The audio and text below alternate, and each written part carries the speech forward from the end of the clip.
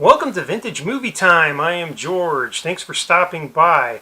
If you like classic films, horror, sci-fi, then please remember to give this video a thumbs up or subscribe to the channel, and you can keep up on all the cool films that we talk about here. So the film we're doing today is a really good one. It's called The Last Man on Earth from 1964. This one starred one of my all-time favorite actors, Vincent Price. I love that guy.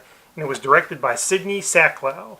And another cool thing is it is based on the novel I Am Legend by Richard Matheson, and we'll get a little bit more into that as we go forward. So let's talk a little bit about the plot, just a couple basic things, not too much there, but it is set in a world where there was this plague that wiped out most of humanity, and everyone that survived was turned into a vampire. So it's an end-of-the-world vampire story. And there is this one character played by Vincent Price. His name is Robert Morgan, and he is, as the title suggests, the last man on Earth. He is immune to this plague. He didn't die, and he didn't get turned into a vampire. So what he does is he spends his time holed up in his home that's boarded up, and at night these vampires come out of hiding. They sleep during the day, and they try to get to Morgan in his home. They attack it, and they're trying to get to him. They want him. And so he's got to spend his nights fending off these vampires. And then during the day, he goes and hunts the vampires. He wants to find their lair, and he wants to stake them, and he wants to get rid of them. And so that's his mission now, is to go after these vampires and get them so that they don't get him. And it's a really cool idea where we got this character. He's all alone. He doesn't have any other humans he can talk to and interact with. So you see the loneliness on him from that. But he's also stressed out because he's constantly being asked to fend off these vampires or go after them. So it's a very dark story in that way. I'm not going to say too much more about the plot because that's the basic idea there. And I got a lot of other things I'd like to cover in this video. So that's what we're looking at here, is just vampires and a man trying to survive a world where he's the last human around. And that's the cool concept, I think. It's really neat. So one thing I thought I'd like to do today is kind of have a little bit of a comparison between the book and the film. I thought that would be fun. Now these things I'm going to talk about are not very spoilery to the book. They're just conceptual things that they changed from the book to the film, but I thought it'd be a fun thing to talk about. So in order to do that, I am introducing a new innovation into the videos today, and that is something I call the Clipboard of Creeps. And this is basically just a fancy way for me to read information to you because there is no way I'm memorizing all this stuff. So I came up with the Clipboard of Creeps, and it will give us some comparisons between the book and the film. So let's take a look at it. According to the clipboard, the protagonist of the novel is named Robert Neville, but in the movie he is named Robert Morgan. So that's one little change they decided to make. Also, the movie changed the protagonist's profession from a plant worker to a scientist. And I think that makes a lot of sense because if he's going to be trying to deal with this plague, having to be a scientist would be something that would be beneficial for him to be. Let's see what we got here. Another one is the film's vampires are weak and slow and dumb, whereas in the book, they are fast and they are capable of running and climbing. And in the book, they are actually very frightening, whereas in the movie, they are much weaker and slower and lumbering kind of beings. And then finally, and this is a good one, the book's climax really drives home the idea that Neville, a man, a human, has become as much of a legend in this new society as the vampires once were to humans. Hence the title, I Am Legend. So I like that because it's a really cool part of the book that it's not easy for a film to touch on. So they didn't really do that in this movie, but the book really drives home the idea that it's kind of a flipping of the script, that the vampires have become the dominant species, and man is actually hunting and killing them, and it's become the aggressor and the legend to them the way vampires are a legend to us, and that's where the title came from. Okay, so the next section I'd like to talk about is a few trivia things. I always like to throw those out in these videos. So the first thing I got is the script was written in part by Richard Matheson, but he was so dissatisfied with the quality of the film that he chose to take his name out of it, and he's credited as Logan Swanson. So I think that's ironic, because to me this is one of the most faithful adaptations of the novel, and we'll talk a little bit more about that as we go forward here. But Matheson was not satisfied with the movie and chose to take his name off the script, so that's something. And one more thing I had is Charlton Heston viewed this film before making the Omega Man, which was the 1971 version of I Am Legend that they made. And he described this version as, I quote, incredibly botched, totally unfrightening, ill-acted, and sloppily written and photographed. That's what Charlton Heston thought of this movie. I'm like, wow. You know, Charlton, I will always love you for Planet of the Apes and Soylent Green, but really, dude, did you have to come this hard on this movie? I mean, way to come out guns blazing. But, I mean, I guess Charlton Heston was in the guns, so I guess that makes sense.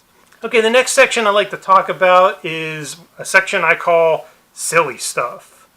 Let's face it, a lot of films from this era have things going on that when we look at it from the prism of our sight today, they come off as maybe a little hokey or funny, and this movie is no exception. So the first one I want to talk about is at the very beginning of the movie, Morgan wakes up, and he has this alarm clock that actually wakes him up.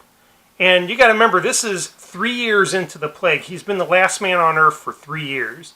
And he's got one of them old school, wind-up, annoying bell-ringing alarm clocks.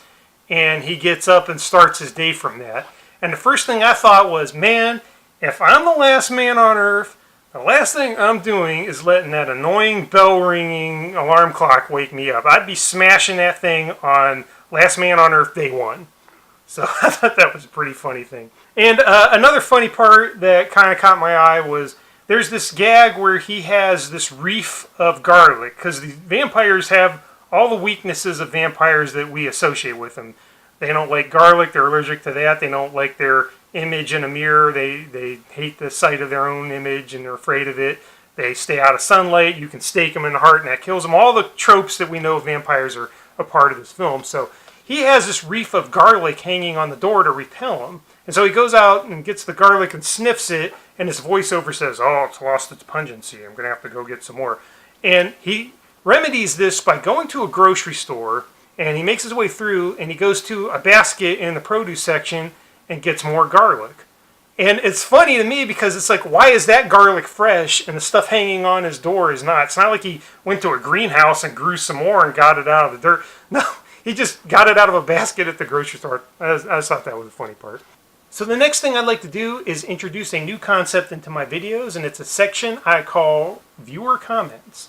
So I put a notice up on our Facebook page, and a couple of our viewers chimed in with some comments, and I'm going to go ahead and read those now. So the first comment I got is from Mr. Floyd Fry, and Floyd writes, based on the Richard Matheson novel I Am Legend, this is the first true incarnation of a zombie as we know it today. Not Romero's Night of the Living Dead, as most people believe. As a matter of fact, years after the success of Night of the Living Dead, Romero invited Matheson to lunch, and the ensuing conversation has been confirmed by both parties. Upon meeting Matheson, Romero reportedly put his hands up as if he was going to be hit and said, I didn't make any money off of Night of the Living Dead.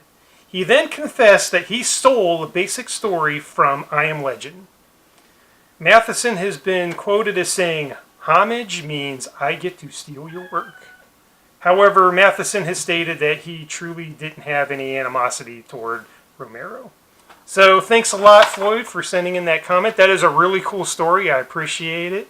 And yeah, I agree. Definitely the vampires move very much like his zombies did in that film. And you can see where this film influenced Romero, and that is a great point to make. Floyd, thank you very much. And so I had one more comment, and this one comes from Mr. Richard Shaw, and he asked the question, how close was this film to the book, I Am Legend?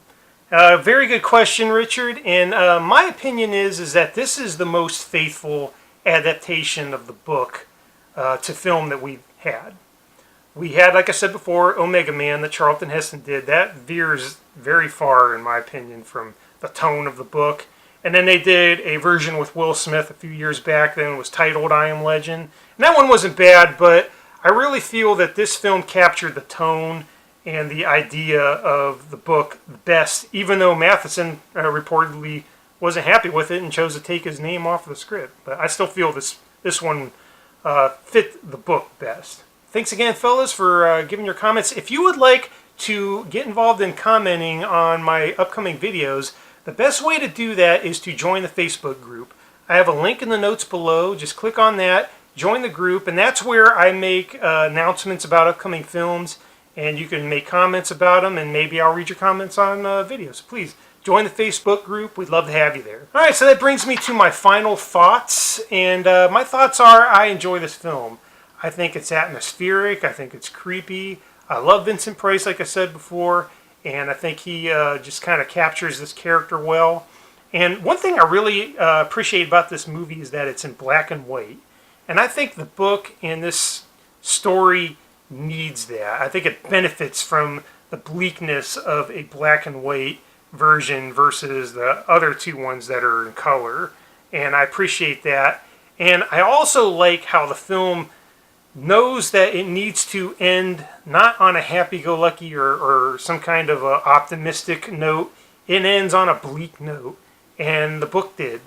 And that's what this kind of film needs, and the filmmakers had the forethought to do that, and I appreciate that very much. So again, the film is The Last Man on Earth. I really enjoyed it. I hope you liked this video, and thanks again for tuning in. And until the next time, have a good one.